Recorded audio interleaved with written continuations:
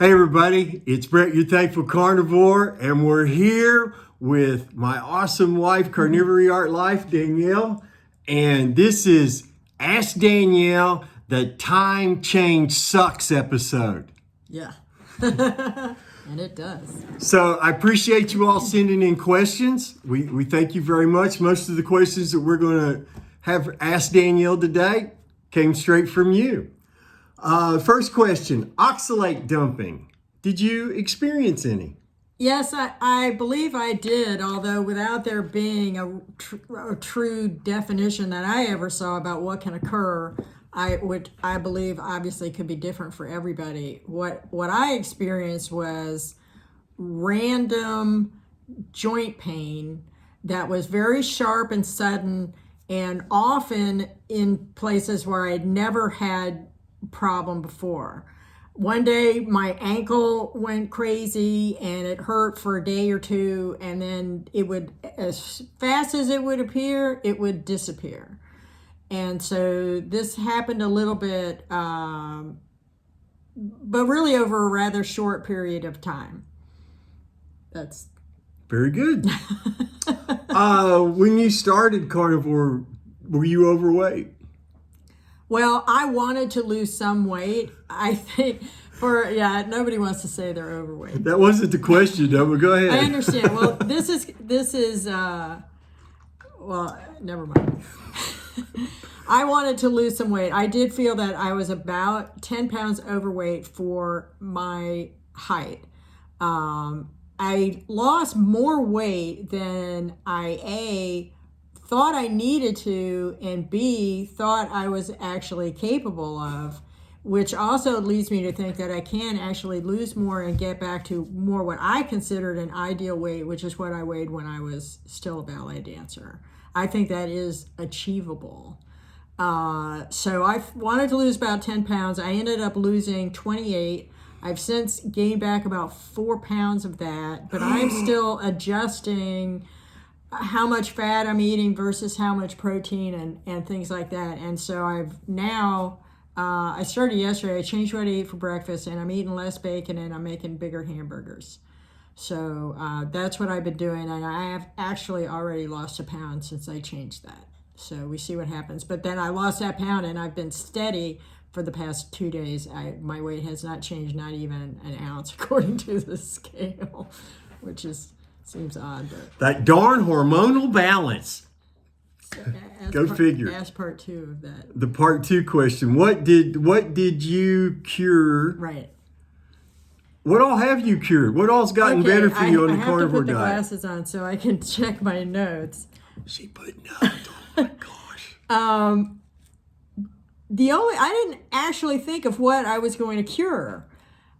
This ties into the other question about what I saw in Brett in his first 30 days. And in fact, I'm actually going to answer that first and then lead it. Well, okay. Danielle, speak. What did you notice about Brett's first 30 days that surprised you is the question. What I noticed was the change in how he looked, especially in his face and in his skin, because he started looking remarkably younger.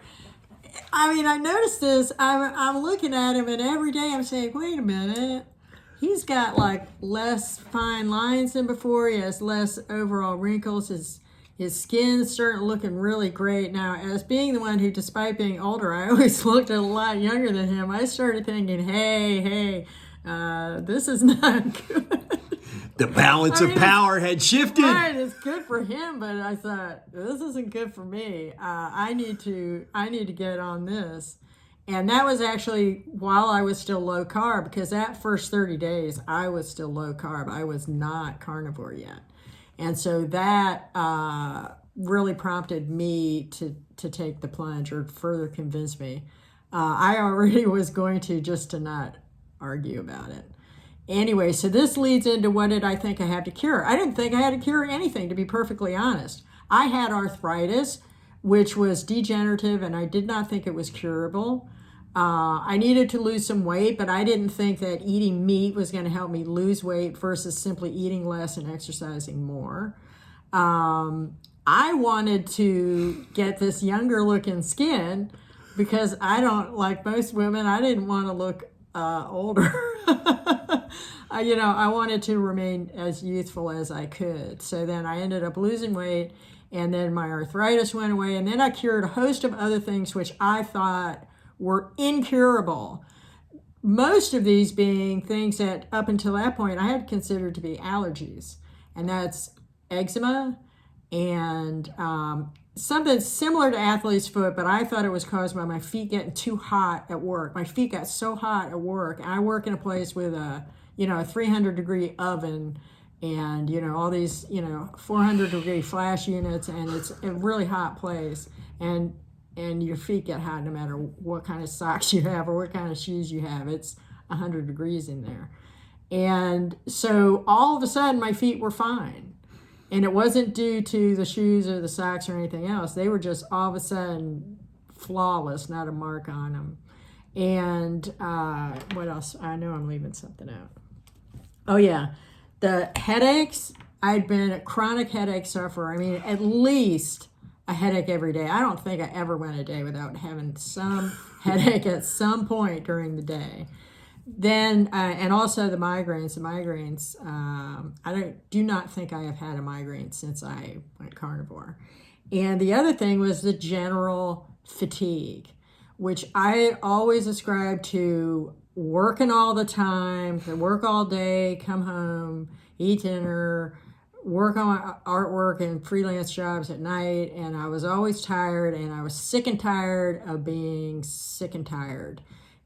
But I didn't really think I had anything terribly wrong with me. I mean, I'd gone to the doctor for a couple of things, and they were amazed. I wasn't on any medication, and according to them, I was healthy. But I was tired all the time, didn't feel that great. Everything kind of sucked, and there's just not any kind of general feeling of well-being. It's just like survival, getting through every day. But I don't feel like that at all now. Everything is much more optimistic. Things fall into place better.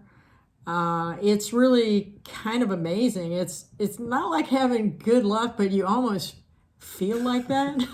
It's just like a kind of a tide has turned. You feel more in control of your life and your future, and things look a little bit brighter. And, even if a lot of things still suck. I mean, I still work a hard job, and we still don't have any money and all that kind of stuff. But, all of a sudden it's not like gloom and doom all the time. I think the big difference, I need to jump in here, is that, yeah, there's still bumps in the road that we would like to smooth out, but our quality of life is like astronomically better across the board, not just individually, but together in our marriage.